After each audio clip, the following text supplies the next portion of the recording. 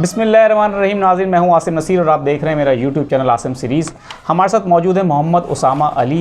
ये एस्ट्रोलॉजर हैं, पामिस्ट हैं, बिज़नेस एनालिस्ट हैं और रूहानी स्कॉलर भी हैं। उसामा साहब से हम जानेंगे कि उसामा साहब ने हमारे साथ पिछले वीलॉग्स में कहा था कि अगर मई गुजर गया तो जून जो है वो खान साहब के लिए काफ़ी बेहतर होगा। कैसे हैं सर आप? शुक्र अल्लाह। उसामा साहब, सवाल तो आपने हमारा सुन लिया। हाँ, उसमें सिंपल सी बात है कि जो जून का महीना था, जैसे हमने बताया था उसमें कि बहुत ज़्यादा लॉस अगर करेंगे तो उतना गेन भी करेंगे। तो जो एक इम्प्रेशन था जो 15 जून तक पे ख़तरनाक मौसम था वो टल चुका है सितारों के हिसाब से। और मैंने उसमें ये भी बताया था कि कोई कोर्ट की नाअहली होती नज़र नहीं आ रही।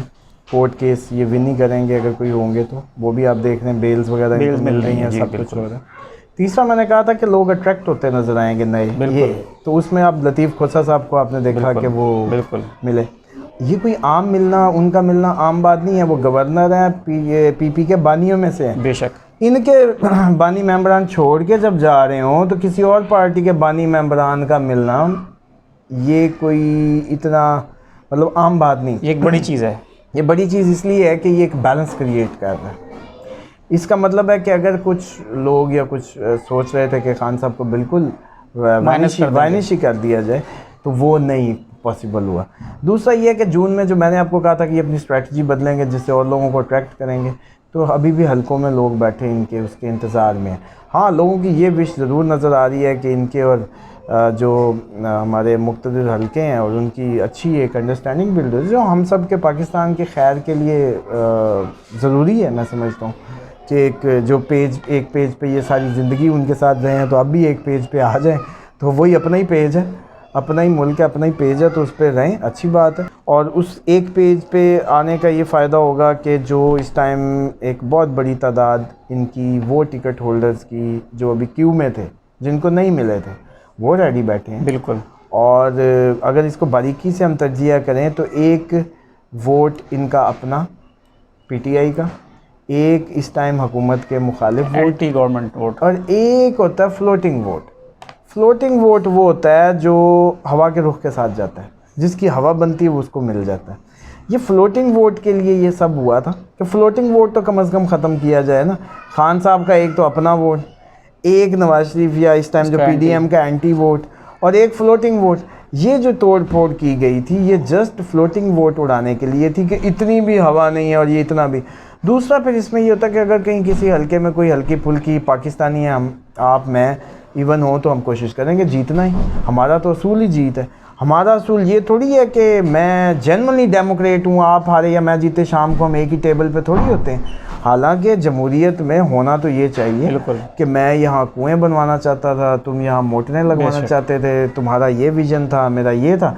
हम इसके लिए हम लोगों के पास गए, उनसे हमने राय ली, उन्होंने कहा हम मोटर वाले के साथ हैं। तो शाम को कुएँ वाला और मोटर वाला जो भी प्रोजेक्ट देता अपने गांव को या हलके को, वो इकट्ठे बैठे होने चाहिए थे। लेकिन हम इस प्रोजेक्ट की सियासत या काम की सियासत तो कर ही नहीं रहे, हार जीत। तो पावर पॉलिटिक्स की जब बात आ जाती है तो आप मुझे भी मौका मिलेगा तो हम भी बोगस वोट डलवाएंगे, कोई भी डलवाएगा, ये माशरा ही ऐसा है। तो उसमें जो बात ये थी कि इस महीने की वो फ्लोटिंग वोट के लिए किया गया था, और मैं समझता हूँ कि ये बस इसी जून तक था सारा गेम। ये जैसे ही खुद अगले महीने कोलैप्स होते हैं, पीडीएम ख़त्म होती नज़र आ रही है अगले महीने, और ये एक बड़ी बात है। तो मुझे लगता है इलेक्शन भी इस साल होंगे, और इसी के तनाजुर में ये है कि खान साहब बस जितना डैमेज होना था वो हो चुके। अच्छा, आपने अभी थोड़ी देर पहले जिक्र किया कि सरदार अब्दुल लतीफ़ खोसा साहब की भी मुलाकात हुई, पीपल्स पार्टी। कुछ पिछले दिनों 5-6 दिन पहले नदीम अफजल चंद पीपल्स पार्टी के सीनियर लीडर हैं, उनका भी एक स्टेटमेंट आया था कि पीपल्स पार्टी को नून लीग के बजाय तहरीक इंसाफ से हाथ मिला लेना चाहिए।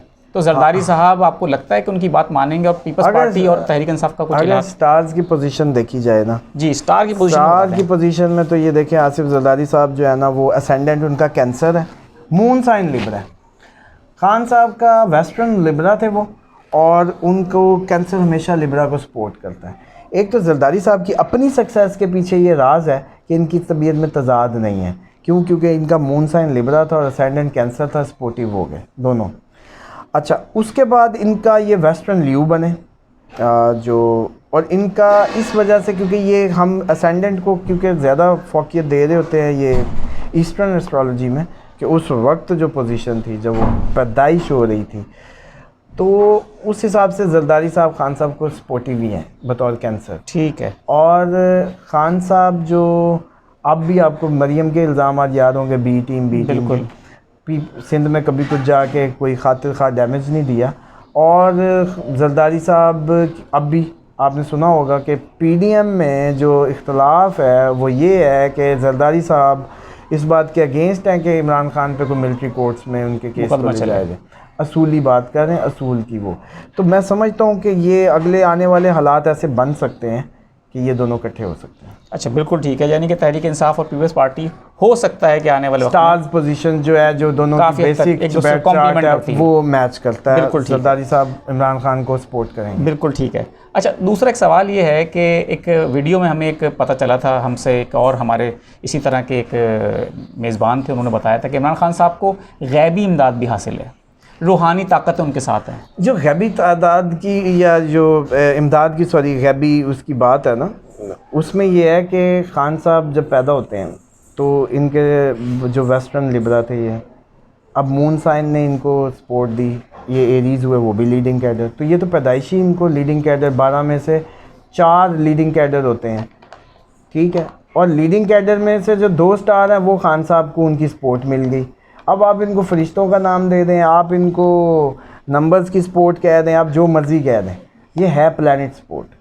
और ये खुदा का निज़ाम बनाया हुआ है। उसने जब कोई पैदा करना है बच्चा, उसको उसी जगह, वरना आपके ये अगर खुदा के कंट्रोल में खुदा न खास्ता है या नाउज़ बिल्ला वो होता, तो फिर काफिर और मुसलमान और ये पैदाइशें ये सब चलता कैसे।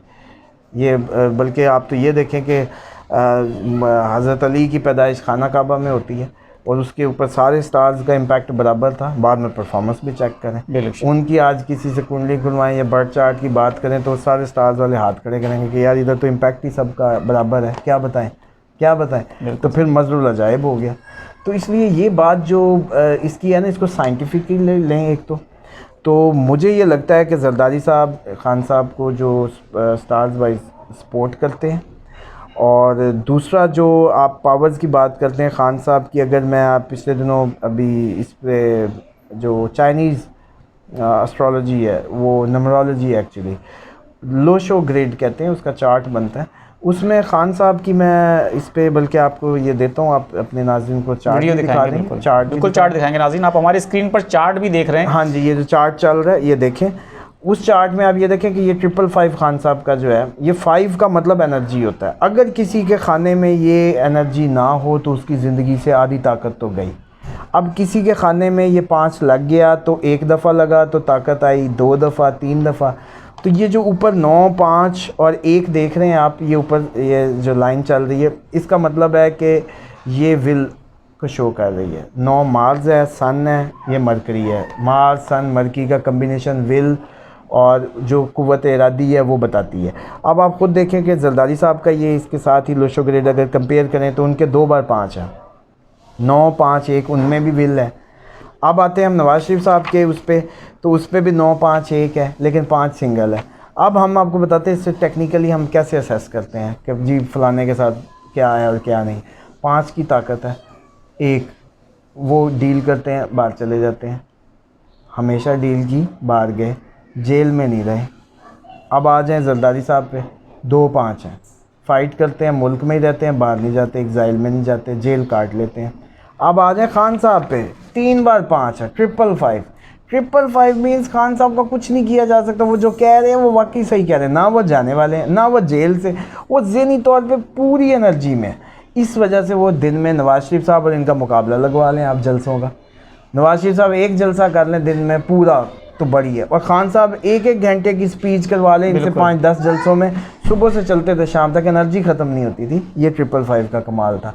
अब आप इसको कह दें कि गैबी ताकत है जी 7-5 की, इनके कह दें, ज़बान ही है ना। हम तो इसको सीधी सी बात है इसी तरह मानते हैं कि नंबर हो तो भी स्टार को ही रिलेट कर रहा है, वो किसी प्लैनेट से ही रिलेट हो रहा है, और अगर कोई पैदाइशी जायचा हो तब भी वो ऐसे ही है।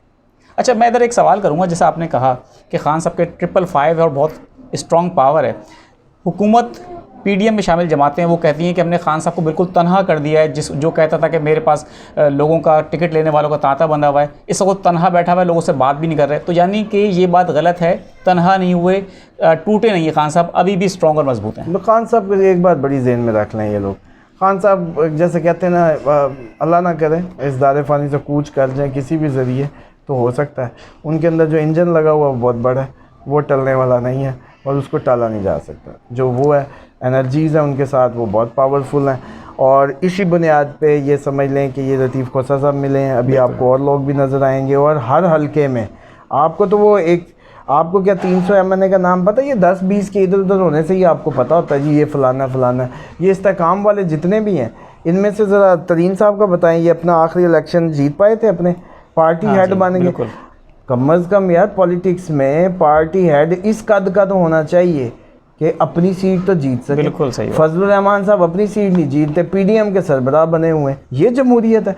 मजाक तो इन सियासी पार्टियों ने खुद अपना बनाया हुआ है। जमहूरियत कहती है कि he has large number of followers, so he deserve to be the leader और हेड ऑफ द पार्टी।